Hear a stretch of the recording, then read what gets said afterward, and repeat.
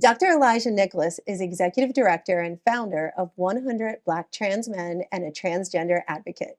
He combines his expertise in leadership development, AI technology, and conscious driven content creation to drive change to advocate for racial, health, and education equity within the Black community. Dr. Nicholas, we're so glad to have you here on Liftoff. I'm happy to be here. Thank you so much for having me. I'm grateful to be here. Thank you. Thank you. Well, International Transgender Day is visibility. Oh, let me try that again. Well, International Transgender Day of Visibility is a vital day for recognition and celebration. Can you share how this impacts the fight for transgender rights and visibility and why it's important for both the transgender community and society as a whole to understand and appreciate this? Absolutely. So, Trans Day of Visibility helps reduce stigma, number one. With all the anti trans bills we have going on right now, we have to have things that show people in the community, right? It helps. It helps people like me advocate for those who don't have a voice. So trans visibility, it saves lives. When I were a kid, if I had someone like me talking on television to someone like you, that would have helped me throughout my depression, through everything that I went through before I transitioned. And transgender people have so many barriers and challenges against them. I have a transgender daughter, and she talks and she does a lot of research about the social impacts from a negative perspective, Mhm. even affecting things like healthcare. From your Yes. perspective, what's the most pressing health equity challenges facing the transgender community today? The most pressing health equity challenge we have right now is the lack of separation between church and state. And what I mean by that is um, uh, there's a lot of things where people are taking religion and putting it into codification, into legislation that negatively impacts the transgender community. And so, what I advocate for is equity for all human beings, whether we're transgender, non binary, or cisgender. Wouldn't that be nice if the world could just be nice to each other? Absolutely. Yes. So talk about how you're doing this. Just is it through just social platforms like this, or what other efforts are you leading?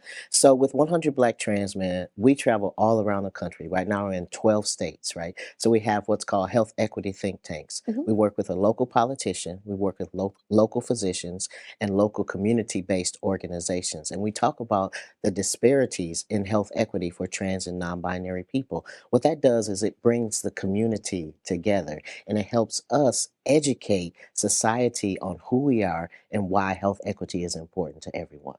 And it's so smart because just by getting out there and by getting the government involved, especially in Yes. the local towns, then you can drive more awareness. And access to supportive healthcare is super critical, as you Absolutely. know, and not just at the start, but all throughout All their whole throughout. life. Yes, yeah. So, what are some of the key resources or initiatives that you've seen make a positive impact in this area? So organizations like 100 Black Trans Of Men. course, of course.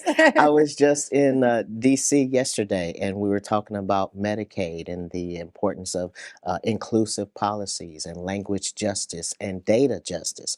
All of these things impact how healthcare providers deliver care.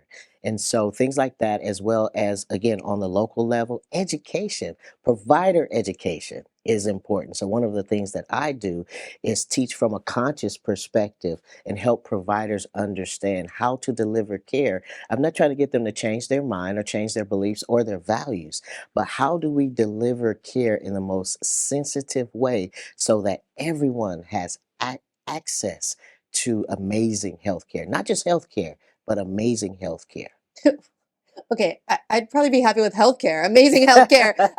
That's a big stretch for everybody that Absolutely. lives in it. Absolutely.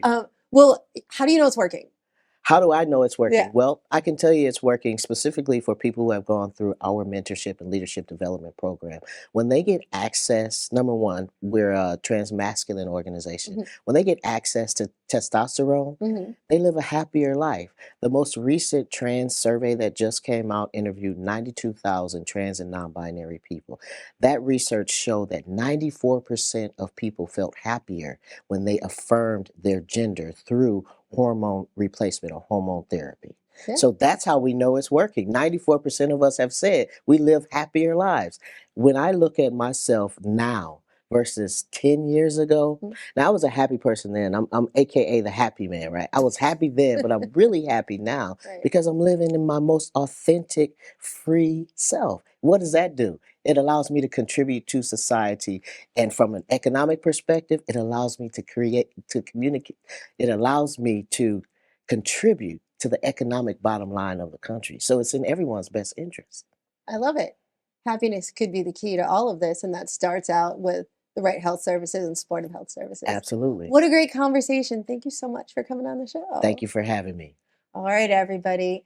That was great. Stay tuned, and you're going to love what's up next.